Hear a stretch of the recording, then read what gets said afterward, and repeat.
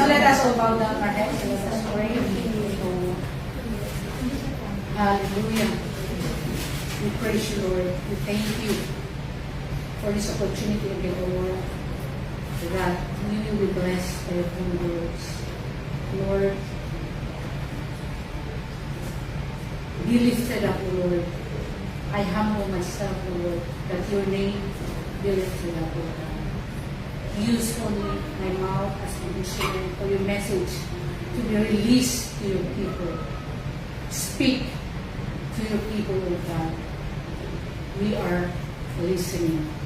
In Jesus' name, amen. So our topic for this morning is about the promise of salvation. Ano po ba? Why are we so, bakit po na tayo nagpupursige na mag-church? Why are we so, bakit tayo nagsisimba? Bakit tayo sumusunod sa Panginoon? Why? Because of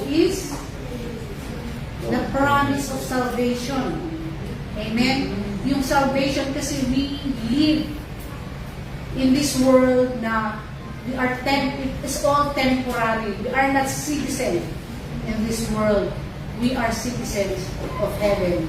And so, this is very familiar at very basic teaching, but we should always go back to the basic teaching of the Lord about salvation. So introduction, our text as we have read in Luke chapter 23, 39 to 43. So introduction, God is a God of promise. Amen? Do you believe? Amen. If we read the Bible from the Old Testament to the New Testament, we can see and read a lot of promises of God. Amen? Amen. So we live in a world where people will promise you something and not dare to fulfill. Sino pa ba sa atin ang napangakuan many times pero hindi tinutupad? Napangakuan na balikan pero hindi na bumalik. Ouch. At tayo naman, nangako tayo pero hindi natin nagawa. Diba? Ang dami. Yung nangako tayo, nangako ang asawa natin na, hindi ko na gagawin. Hindi na talaga ako maglalasing. Hindi na ako magbababae. I will not become a womanizer anymore. Pero anong nangyari? Paulit-ulit. Nangako na hindi na iinom. Nangako na, ano pang mga pangako? Na magbayad ng utang. Pero hindi nagbabayad. So, maraming pangako ang napako. Amen? So but our God, who is the giver of everything, is the promise keeper God. Amen? Amen. Whatever we ask in His name, He will surely give according to His will and purpose. There are reasons why sometimes God delays in answering His promises, our prayers. Why? Because minsan it is not His will. Yung pinipilit natin, yung gusto natin, Lord, we are always saying that let your will be done, but sometimes we often do what is yung gusto ng laman natin, yung want ng flesh natin. Akala natin, we thought that it is the will of God, but hindi pala. So we have to be very careful. As Yeshua and His disciples shared in the Last Supper, Yeshua told His disciples to remember Him. So for the 2,000 years, Christians throughout the world take the bread and fruit of the vine during the Lord's Supper and remember Yeshua's life, death, and resurrection. Ironically, even while one of the criminals was dying on the cross near Yeshua, he confessed Yeshua's innocence and then asked him this word, "Remember me." As they are about to be crucified, Yeshua offered this dying man a special moment of grace. Yeshua reassured the dying criminal that he would share paradise with him. Amen? So, as yung ginagawa natin as we always do, as our practice in Holy Joy Church, yung table of the Lord, that we always do this in remembrance of what Jesus did every first Saturday of the month. So it is not just a ritual, but it is a commemoration of what Jesus had done. Yung namatay siya, yung nag-sacrifice siya para sa ating mga kasalanan. Amen? So, ang practice ng iba, ayokong i-compare yung practice ng iba, pero other church, yung Holy Communion is kahit na mga bata, pinapagawa, like the Catholic. You know, so we should always practice what is taught in the Bible.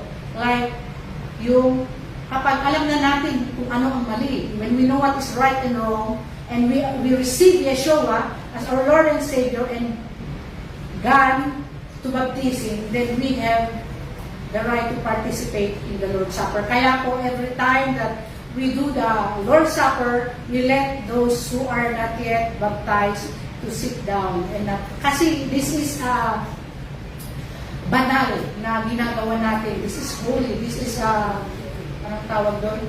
The covenant that we do it, na kaya po marami ang nagkakasakit dahil they are doing it lightly. Amen? And this is a serious matter between God and us. Nagagawin natin ito as a commemoration of His death and resurrection. Amen.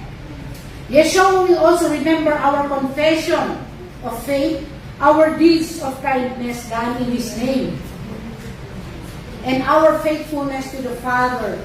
The Holy Spirit will as well supply us with the fruit of the Holy Spirit as we patiently wait for His second coming to join Him in the place He had prepared for us, the New Jerusalem. Pakiabot yung tubig. Amen. So today in the book of Luke, we find the pinnacle moment in the life of Yeshua. Let us again remember what we had done on the cross. The crucifixion on either side of Yeshua's cross are the thieves who each ask Yeshua something specific, but their questions may teach us more than we assume at first. The restless crowds now watch as the man they condemn is murdered. What we are going to learn this morning is perhaps the most vivid picture of a life totally surrendered to the will of God when you see Yeshua go to the cross. So number one, Yeshua gives us the power to persevere. Ano ba ang Tagalog ng persevere? Pag-persevere. Talagang search. Pag-persevere. Pagiging matyaga. Amen? Yung when you have a goal in life, you have to persevere in reaching it. Amen? Yung mga college tayo, when we were studying at gusto nating maging someone in the future, nag-persevere tayo, nag-pursige para maabot yung gusto natin na maabot sa buhay. Amen? So when you are totally and completely surrendered to the Holy Spirit, He gives you the power to persevere no matter how bad or big the circumstances are. Amen? Kahit nahahadlang ang anumang gagawin ng kaaway, nahadlangan tayo para magpursige to obey the Lord, hindi yun maging hadlang para tayo mag-obey. Minsan, gagamitin ng ating asawa, umaga, early in the morning, awayin tayo. Ang ating mga mini-tips. Yung ating, minsan, ating mga friends, yung mga part-time dyan, ginagamit ng kaaway. We are not being aware that Satan is using these things or these people to hinder us to go to church. Kaya ayoko nang mag-church nasira na yung mood ko, nasira yung ano ko na magsimba. But we have to still persevere. No matter Satan is using these people, these hindrances, for us to come to church, for us to read the Bible, wala na akong ganang mag-pray. Wala na akong ganang magbasa. Nasira na dahil sa nag-away kayo ng asawa mo, ng girlfriend mo, ng kung sino man. So yun ang gagamitin ng kaaway para hindi tayo magbasa, hindi tayo mag-church. Amen? We should be careful and be aware of those things na gagamitin ng kaaway. Amen? James 1:12, Holy Spirit bless your holy words. Blessed is the one who perseveres under trials, because having stood the test, that person will receive the crown of life that the Lord has promised to those who love Him. Amen? Kung hindi tayo mag-persevere, ano mangyayari? Even if we receive Yeshua, even if we are Christians, kung hindi tayo mag-persevere, magpatuloy, if we will not continue in obeying the Lord, maaaring mahulog pa rin tayo sa hitag ng kaaway. Maaaring we will still end up to the lake of fire. There are churches who believe that once saved is always saved. Pero tayo, hindi po tayo naniniwala sa teaching na yun. Because even if we are Christians, there is a possibility na kapag tayo ay nagkasala at hindi tayo humilig sa Panginoon, we still end up to the lake of fire. Kaya po, God has given us the perseverance that we can be able to endure hardship, trials in our lives, para in the end, we will still be with Him in the New Jerusalem that He had promised us. Amen? Sabi nga niya dito, pag hindi tayo mag-persevere, we will still end up in the lake of fire. In Luke 23:32-43, Holy Spirit, bless your holy words. 2 others, both criminals, were led out to be executed with Him. When they came to a place called the Skull, they nailed Him to the cross. And the criminals were also crucified, one in his right and one on his left. Notice the verb tense in the verses. It's a passive tense, which means Yeshua is submitting Himself to the crucifixion. Let us never forget 2 things about the execution of Yeshua. First, this man was innocent and did not deserve to die. Wala pong kasalanan ng ating Panginoon. Pero siya ay pinatay. He endured the pains of being nailed on the cross. Why? For our sins. Sometimes we are nagiging over-familiar na itong teaching na to, that we tend to na nawawala na yung real meaning, yung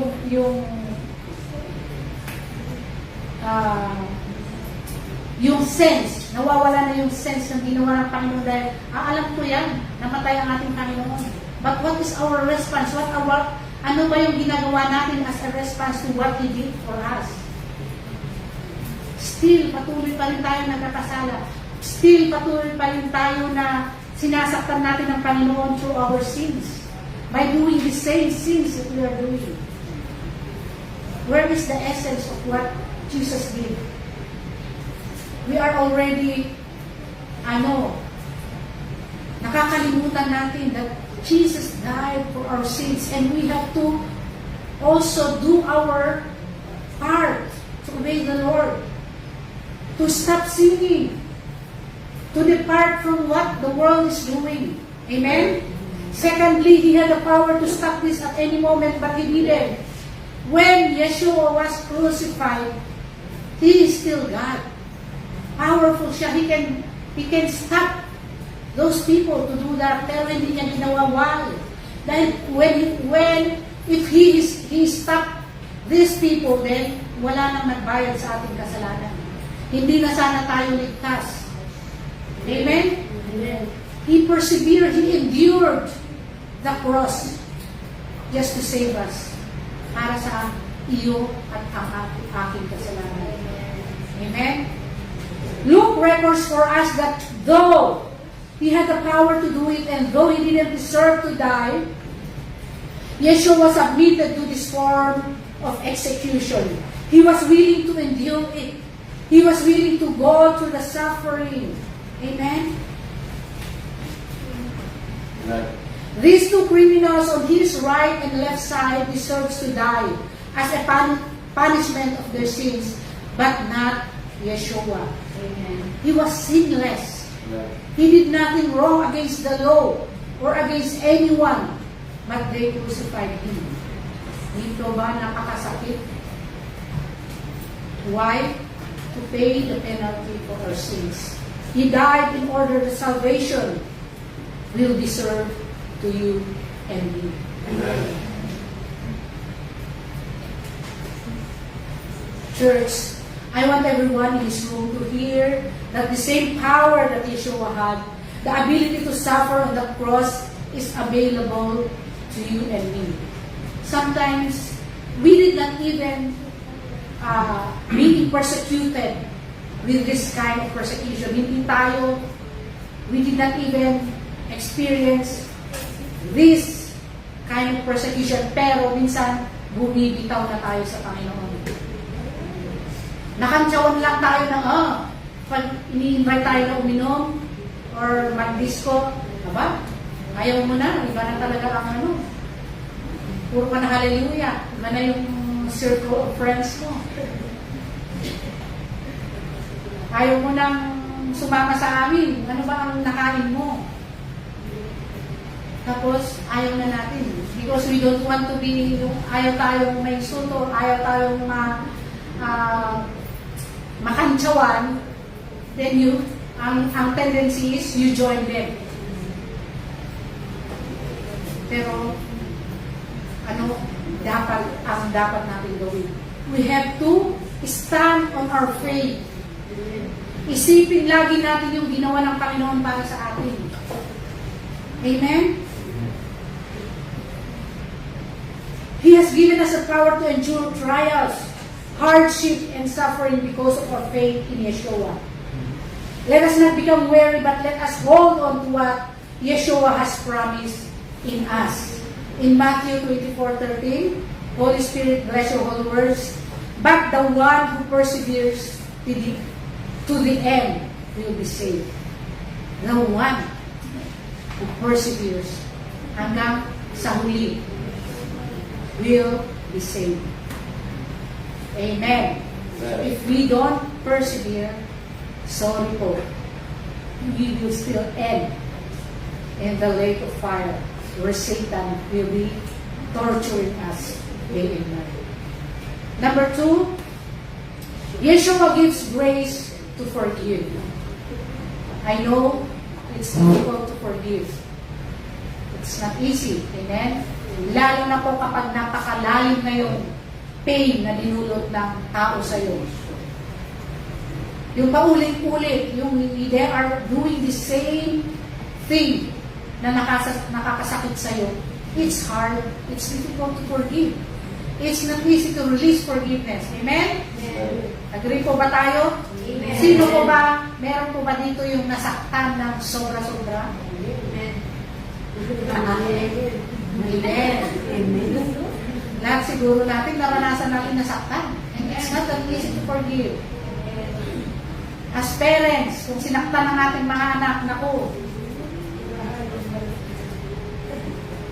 talaga naman,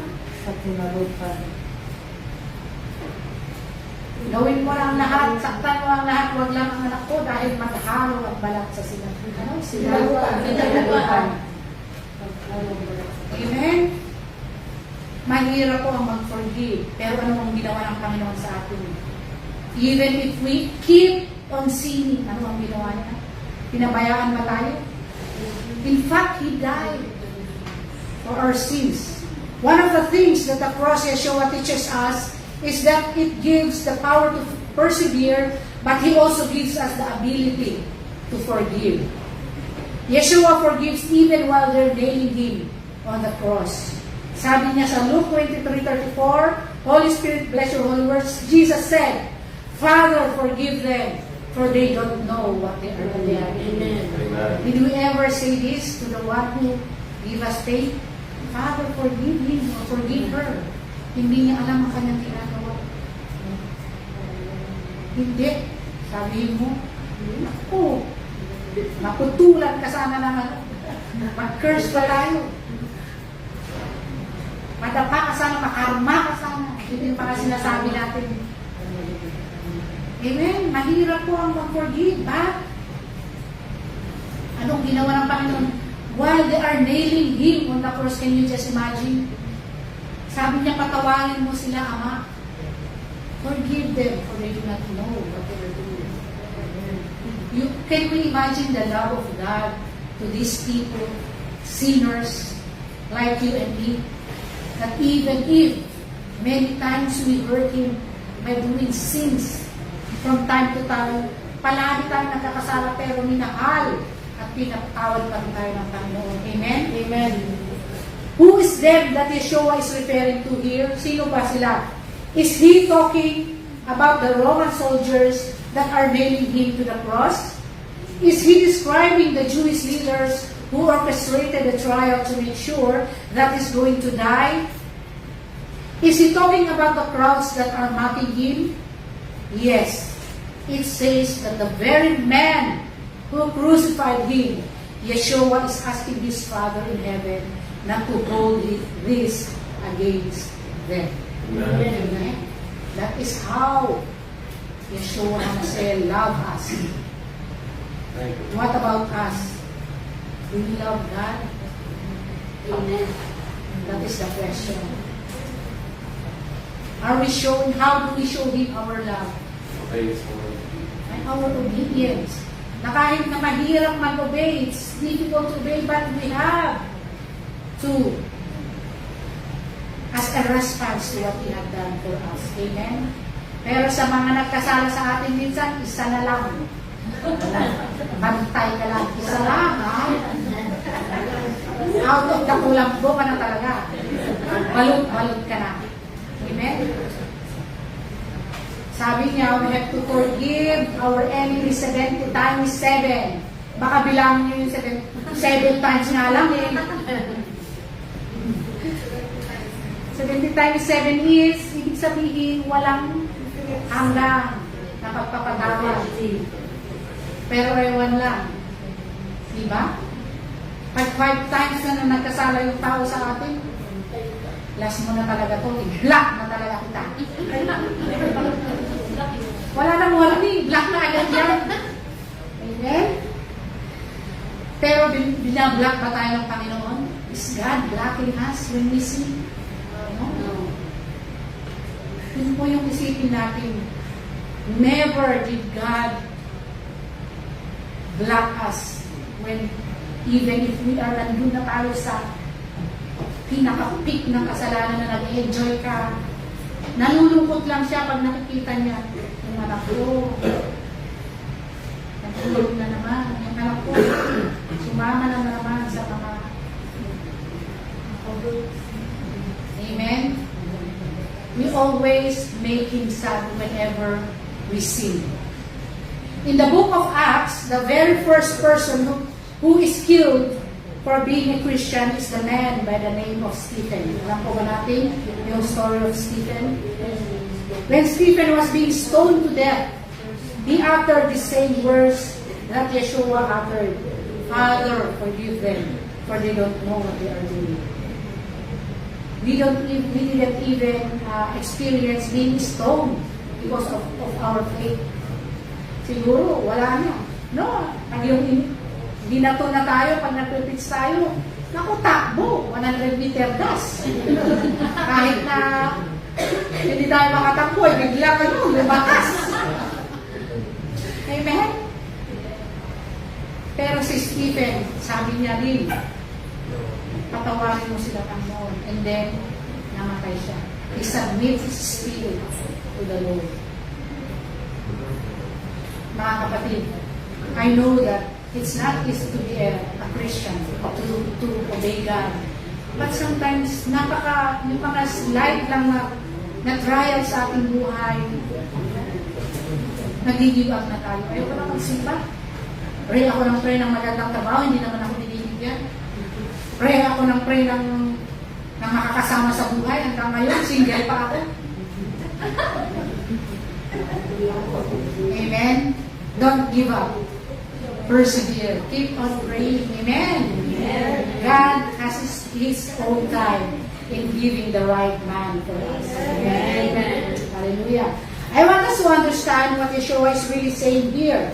If we read Paul's description in Ephesians 4 or in 1 Peter 1, Yeshua is literally saying here is not that the soldiers who drove nails through Yeshua's wrist didn't really understand what they were doing. And it's not that those Jewish leaders who orchestrated this death didn't know what they were doing. What Yeshua is saying is, they are blind by their sin. The reason why we don't understand God is because their sin is our sin is overwhelming. That they can see the truth of Yeshua is. Since they can see the truth of Yeshua is, they have no clue what's really is happening here. Nabulag na sila sa kanilang kasalanan. Do you notice in our life that when we keep on doing sin and we don't ask God for forgiveness, nagiging kakalyo na tayo sa paggawa ng kasalanan, we don't even feel the conviction of the Lord when we keep on doing sins. Sin, the small sin that we do, if we don't ask God for forgiveness, mauulit yan, madadagdagan yan hanggang sa hindi na tayo, we are not being, anong term doon? Hindi na tayo sensitive na kasalanan pala yun. Amen? So, children of God, when every time we sin, we have to bow down agad-agad para humingi ng kasalanan. Humingi ng patawad. Huwag natin nantayin na mamayang gabi na. Di ba nandun yung condition ng Holy Spirit when halimbawa bigla tayong napamura dahil nakapakan tayo sa metro? Di ba? Tapos napamura tayo. Napaaway tayo, lalo sa mga itim. Huwag niyong talagang subukan yung mga itim na yon na kantingin dahil lumalaban ng mga yon. Amen? Kailangan natin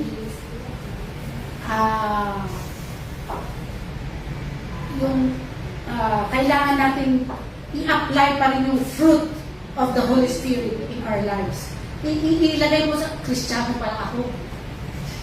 Balik mo, kausapin mo ang sarili mo. Kristiyano nga pala ako, nakalimutan ko. Nagalit na naman ako. Patawarin mo ko, Lord. Amen? God will be pleased whenever we acknowledge our sin. Hindi yung mag-justify ka pa na, kasi inapakan niya eh. Kung hindi niya ako inapakan, hindi sana ako magalit. We always justify with our sins. Let us humble. Wala namang mawawala kapag tayo ay humingi ng kapatawaran. Hindi mawawala yung mabawasan yung sahod natin. Amen? The men that crucified Yeshua knew exactly what they were doing to this man. They just didn't know what this man was. Yeshua is begging to his Father, Father in heaven, Father, don't hold this against them. Ay, ano ba yun? Tama ba? They are blind by their sin. In fact, the very reason why Yeshua endured suffering and died on the cross was for the forgiveness of their sins and our sins too. If it's not for the cross, there's no hope of forgiveness. So Yeshua looked down at his executioners and said, Father, forgive them for their sins. Amen. How many of us experience pain done by others, by our loved ones? Are you willing to forgive despite the pain they brought you? Amen. Just as our Father has forgiven us for our sins, we also should release forgiveness no matter how difficult it is. God has given us the ability to forgive even the worst pain. He gives the power to be able to forgive people who have done wrong to us. Colossians 3:13, Holy Spirit, bless your holy words. Bear with each other and forgive one another. If any of you has a grievances against someone, forgive as the Lord forgive you. Pero it doesn't mean naman na we will take it for granted. Amen? Kapag paulit-ulit na yung the same sin na ginagawa natin, God is a forgiving God, patatawarin naman ako, then that is not true repentance. Amen. True repentance is turning away from the sin that you have asked for forgiveness. Hindi yung we are already mocking God kapag paulit-ulit the same sin that we are doing, paulit pa rin natin ginagawa. Amen? True repentance is yung talikuran na natin kung ano yung kasalanan na ginawa natin. Number 2, Yeshua gives future. 3, to the hopeless. There are 2 different kinds of men hanging on the cross next to Yeshua. Yeshua has the power to grant eternal life even while he himself is dying on the cross. Luke 23:39 and 43. Then one of the criminals who were hung blasphemed him, saying, "If you are the Christ, save yourself and us." But the other answering rebuked him and saying, "Do you not even fear God, seeing you are under the same condemnation? And we indeed justify, for we receive the due reward of our deeds. But this man has done nothing wrong." Then he said to Jesus, "Lord, remember me when you come into your kingdom." And Jesus said to him, "Assuredly, I say to you, today you will be with me in paradise." So there are 2 kinds of people. Saan tayo doon? In those 2 kinds of criminals, they are both sinners.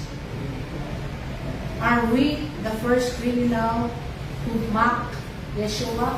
Or are we the second criminal na nagpakumbaba at inamin ang kanyang kasalanan? And he said, he had faith in Yeshua, but that even when he is crucified, naniniwala pa rin siya na siya ang Diyos. Amen? Let us put ourselves in these criminals.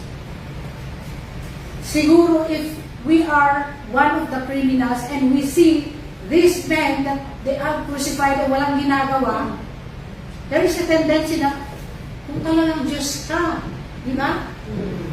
There is a tendency that we also ask that question. If you are God, really, then why don't you save yourself? Amen? Minsan, ganun tayo sa buhay natin. Lord, if you are my God and I am your child, why are these things happening to me? Bakit na nararanasan ko mga pagsubok na to? Bakit namatay ang aking anak? Bakit namatay ang aking tatay? Sometimes we question God, why these things are happening. Do you really love me? Pero tayo, minahal, do we really love God? We have to search our life before we question God of what is happening. Tanungin natin ang mga sarili natin, are we really obeying what God is trying to let us obey? Are we really doing His will in our lives? Madali lang yung i-blame ang Panginoon sa nangyayari sa buhay natin. Pero tingnan natin ang ating sarili. Are we obedient? Amen? Amen. There are 2 types of people that are in the church. Two types of people that come to God. People like the first thief on the cross, who all they want is God to solve their problem, to heal them when they are sick, to give them material blessings and everything that will make their life comfortable. Ang tagal ko na nagsisimba. Pero bakit ganito ang lilit pa rin ng sahod ko? Sometimes people come to church just because they want job. Sabi nila, may mga nabigyan ng trabaho sa church. Makasimba nga, nung magkaroon, tingnan nyo, wala na sila. Masa na sila? May trabaho na eh. They are done with the will.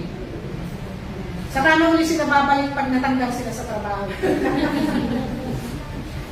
God gives and God will take away. Amen.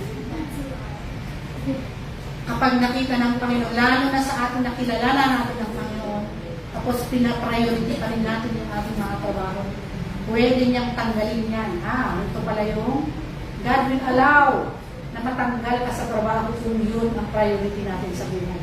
If we don't give time to Him, siya. Let us always remember na siya ang source ng lahat. It is not because you are good enough to get that job, but because God is a God who is merciful, a God who provides for His children. Kaya, amen. That's why we have this job that we are enjoying now. Amen. Very few are like the other thief who said, I deserve what I am getting, but I want more than just the pain go away. I want to know Yeshua. I want His presence in my life. I want to be closer to Him and be with Him when He comes here. Amen. Why do we desire to be with the Lord? We just nakita natin the news from the Philippines now. Grabe yung bagyo, storm, the rain, yung lahat, lalo na sa Bicol and Batangas. Grabe. Kahit malaking bahay, walang pinapalampas. Even the big houses. Can you just imagine yung pinagpaguran mo sa abroad ng 20 years, biglang natangay ng isang iglap na baha. Yung talagang halos doon ka na tumanda sa Dubai, sa kaiipon, para lang maipatayo mo yung bahay na yun, para lang mabili mo yung kotse na yun. But in the twinkling of an eye, in one moment, nawala. So see, yun ba doon ba yung kaligayahan natin, na kapag wala yun, wala na. If God remove all these comfortable things, comforts in our life, are we still going to praise the Lord? Are we still going to come to church? Amen. Amen. Amen. Sometimes God allow these things to be removed para matuto tayo magtiwala sa Kanya. Amen. Dahil kapag hindi natin ma-experience ang mga yun, we always depend on ourselves. I am good enough. Amen? Amen. God wants us to always trust in Him in every moment of our lives. Whatever the circumstances, ano man ang sitwasyon natin, comfort man natin, nasa okay man tayo o hindi, God wants us to always look on Him, to trust in Him in everything. Amen? Many people come to church, as I have said, because they need something. I myself have a lot of experience helping people who are looking for a job. Ang dami. And they come to church with me, attend Bible studies. Lahat ng Bible studies, Monday to Friday, attend talaga yan. Pag naghahanap ng trabaho. But after helping them find a job, they are nowhere to find a church. Kaya hindi mo pagtawagan mo, busy, sis. May trabaho ako. They come to church not because they love God, but because they need something from Him. Aray. Aray ba? Sometimes, the truth hurts. But we have to really be serious in obeying the Lord. As I have said, our citizenship is in heaven.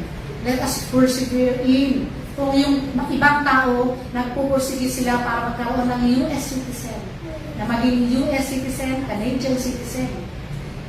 Huwag natin hangarin ang mga yun. Ang hangarin natin is maging yung citizenship, our citizenship in heaven, it should be yung hanggang sa pagpunta natin. Amen? Dahil maaaring mawala yung citizenship natin if we don't persevere, if we don't obey the Lord. In the middle of our walk in the Lord, bigla tayong nagkasala, tapos hindi na tayo bumalik sa Panginoon. The important thing is, we have to stand up whenever we fall. Go! Sumunod pa rin tayo sa ating Panginoon. Wala pong taong perfecto. We never commit sin. But the important thing is, we stand up whenever we fall. Amen. What we see on the cross is a genuine faith and a false faith. The other thief believes that Yeshua is innocent, righteous, and doesn't deserve death, that he's about to face. He believed that Yeshua is able to save him, that he is God and has the ability to grant forgiveness even when while he is being crucified on the cross. Amen. This thief believes that Yeshua holds the keys to who gets into eternal life when he says, Jesus, will you remember me as a sinner when you enter your kingdom? Yeshua granted his request right then and there, not because this man deserves it, but because of his great faith. Yeshua says, today you will be with me in paradise. Amen. Hebrews 11, 1-3. Holy Spirit, bless your little words. Can we read? Now faith is confidence in what we hope for, and assurance of what we do not see. This is what the ancients were commended about what we do not see. This is what the ancients were commended for. By faith we understand that the universe was formed at God's command, so that what is seen was not made out of what was visible. Amen. Amen. Faith. Hindi man natin nakikita ang Panginoon ngayon, at we believe that He exists. Amen? Di ba? We are blessed. Kasi, maraming, sabi nga sa Bible, yung mga talaga ng anak ng Diyos, sila talaga ang mapili. It's not about the number na hindi man tayo big church, but we believe that we are a big Bible-believing church. We are children of God and we are obeying the Lord. Amen. Amen. At walang maiiwan sa atin when Jesus comes back. Amen. Walang maiiwan ha. Mag-check ng attendance. Hanapin mo yung, asan mo? Lagi kong katabi sa Holy Joy. Bakit wala? Yun pala, sumama na sa mga kaibigan na iba ang ginagawa. Amen. So, even if hindi natin nakikita ang Panginoon, we believe. Kaya nga faith eh. Amen.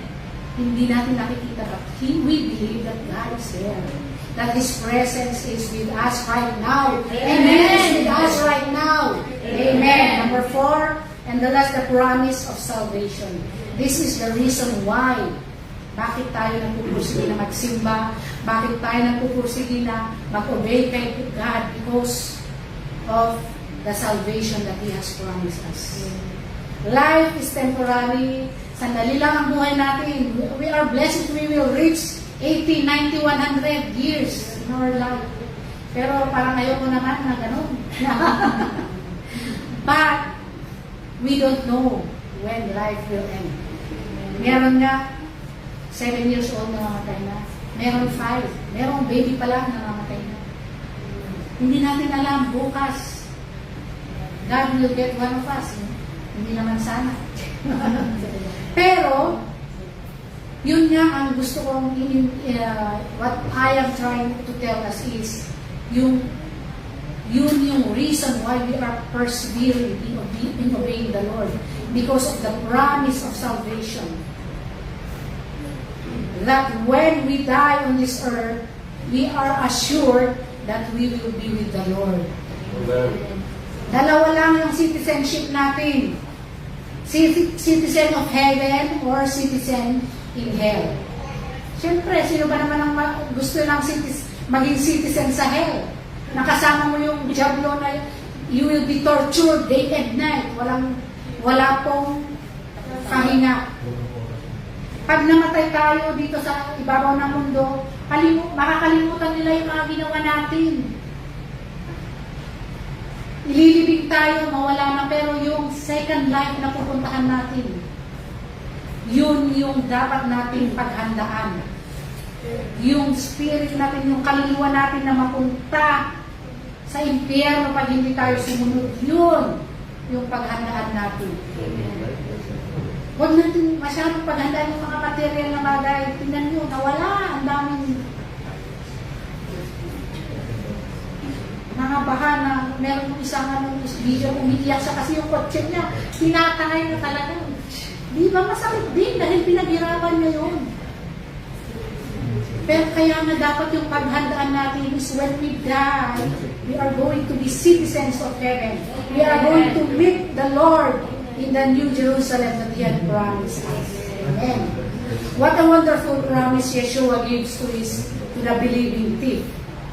Luke 23:42-43, then he said to Yeshua, Lord, remember me when you come into your kingdom. And Jesus said to him, assuredly I say to you, today you will be with me in paradise. Yeshua is at His ministry of salvation to the very end, even from the cross. Here Yeshua is enduring the physical torment of death on the cross, bearing the burden, the weight of the wrath of the sins of the world, and yet His heart is still on the salvation of sinners. And it's represented in this conversation that He has with this thief. Yeshua said that He came to call sinners and not the righteous. Sino ba ang righteous sa atin? No one is righteous. Pumunta siya dahil na sa atin. We can never say that we are righteous enough to enter heaven. No one is righteous.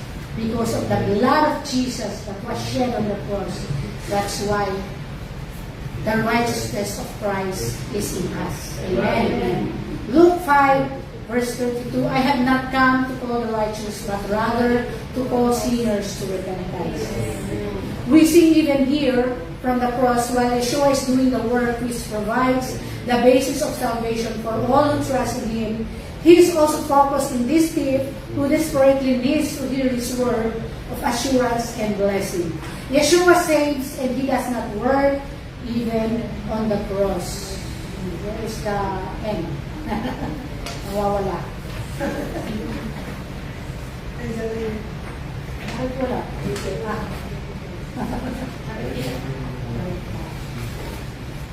Very conclusion na? On the cross?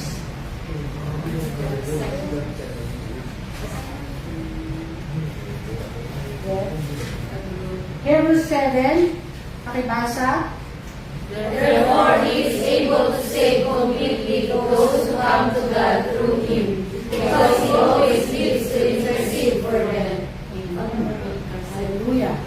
So on the cross, we see Yeshua saving only in the sense of atoning for our sins, but in the sense of going after this lost sheep.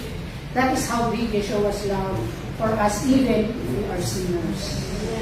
Kaya masabi niya, sa mga anak niya, kapag nagkasala ang isa, iiwan niya yung 99 para hanapin yung isa. And that's how God loves us. Amen. On John 3:16, Amen.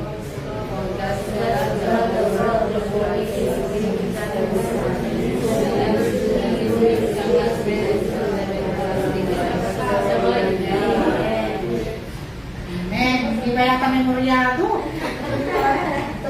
Memory verse ang isa. Sabay-sabay nga.